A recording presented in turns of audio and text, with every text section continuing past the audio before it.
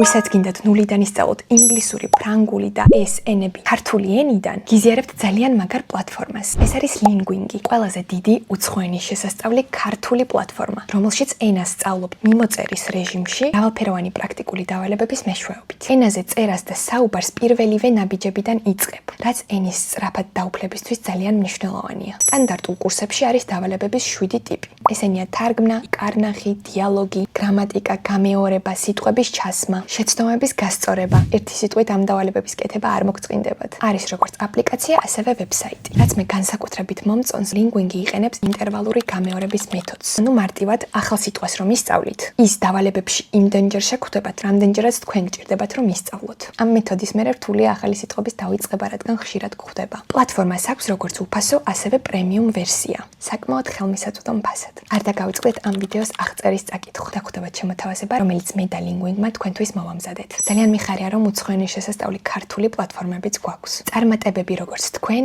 ენის სწავლის მსურველებო, ასევე ამ პლატფორმას. აბა დროებით.